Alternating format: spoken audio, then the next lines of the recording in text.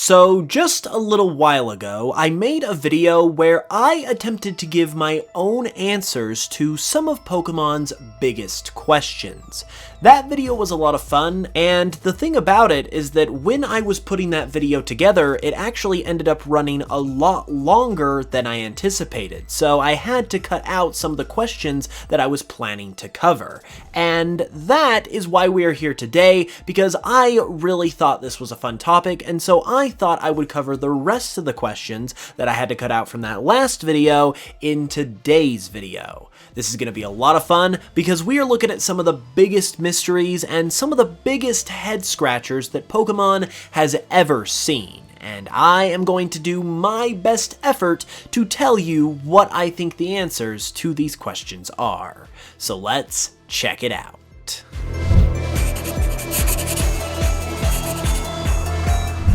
Now, here is one that is going to be a tough one to answer, and that is how some certain Pokemon are born. More specifically, how Kangaskhan is born with a baby of its own in its pouch already, and how Cubone is born already wearing the skull of its dead mother. Obviously, as far as a real-life explanation goes, these were just things that weren't meant to be explained or thought about this intently, because it's just a video game at the end of the day. But as far as the in-universe explanation, because that's the kind of thing we're trying to explain in the first place, I can explain it in a way that kind of makes sense, but because these things are such a big inconsistency, the following explanation is going to be a bit more convoluted than usual.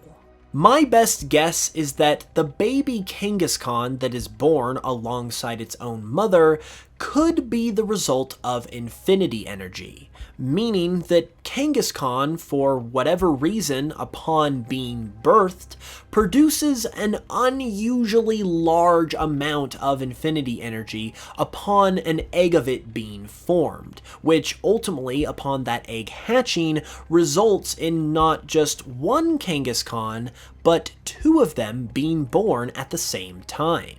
This would also explain why the baby Kangaskhan actually grows up a little bit and gets a little bit bigger when Kangaskhan Mega evolves. The exposure to more infinity energy in the Mega Evolution process, which is the life force of Pokemon, is literally giving these Pokemon life, and is causing the little baby infant Kangaskhan to grow as a result. And Kangaskhan, due to its genetic makeup or for whatever other reason, just produces so much infinity energy in the formation of a new Kangaskhan egg that it actually produces two of the Pokemon, a mother and a baby. Like I said, that might sound pretty crazy and convoluted, but it's the best I got. And when it comes to Cubone, its situation is even more tricky, so my answer for it is going to be even more convoluted, but I am genuinely trying my best. The interesting thing about Cubone and Kangaskhan, and the fact that they both have interesting birth processes, is the fact that Cubone and Kangaskhan at one point were actually connected as part of the same family. I'm sure you've heard the theory that Kangaskhan was once an evolution of Cubone, and that theory more or less was proven true with a recent leak of Pokemon Red and Green's beta materials, where it was revealed that Kangaskhan, or at least a version of it, once evolved from Cubone and Marowak. So I don't think it's any coincidence that both of them have interesting quirks going on with how they're born, and ultimately I think these two processes could be connected as well. Using the explanation I just gave for the birth of Kangaskhan, I feel like Cubone could be the result of a Kangaskhan that was being born, but ultimately died during its birthing process, leaving just the baby Kangaskhan behind, which ultimately donned that mother's skull, and that is the skull that we see it wearing in the games. This would also explain why Cubone ultimately evolves into just Marowak and not Kangaskhan, because due to having to live on its own, it would of course evolve in a different way in order to survive, and Marowak would be the ultimate result of that. And then, where it gets really crazy and is kind of a stretch to be honest, the process repeats itself because at the end of the day, Cubone still have that same genetic makeup of being a baby Kangaskhan. So the TLDR of it all is that when a Kangaskhan has a baby, if it has a baby successfully, it for some reason, due to its genetic makeup or whatever else, produces so much infinity energy that it actually produces 2 offspring instead of just 1. A mother and a baby. However, if there's some kind of complication in the process of going from egg to Pokemon, that Kangaskhan can die, leaving just the baby Kangaskhan to fend for itself, and that is where the skull of its dead mother comes from, and that is what results in the new Pokemon species known as Cubone that is its own Pokemon species because now it is having to live in a completely different way without its mother from birth, as opposed to being in its mother's pouch from the moment it's born. I really tried to stretch my brain muscles on this one and come up with something that kinda made sense, and I feel like this kinda does for as ridiculous as it is, but I really would like to hear your thoughts about this one in particular in the comments below, and if you have anything else to add or an explanation of your own. The next question I am going to address is another one of those eternal questions that we've always wondered about for a long time, and that is, what is it actually like inside of a Pokeball for the Pokemon? This is one that is one of those classic unanswered questions in the Pokemon community, but at this point in 2022, it's one that actually partially has been answered. In an interview, Pokemon director and producer Junichi Masuda actually said this on the topic of what it was like inside of a Pokeball. He said, quote, "I think it's safe to say that it's very comfortable inside of a Pokeball. It's a very comfortable environment. Maybe the equivalent of a high-end suite room in a fancy hotel." So while that doesn't necessarily tell us what actually is happening inside of a Pokeball, it does tell us that it is comfortable inside of one. And expanding on Masuda's explanation, I personally feel like that Pokemon are broken down into their infinity energy state when they are put inside of a Pokeball, and then subsequently put into a simulated environment that suits them the best. This would explain why we see Pokemon coming in and out of Pokeballs as flashes of light or energy, and it also makes sense that they would be able to be broken down into a energy type of state, because all Pokemon are comprised of infinity energy.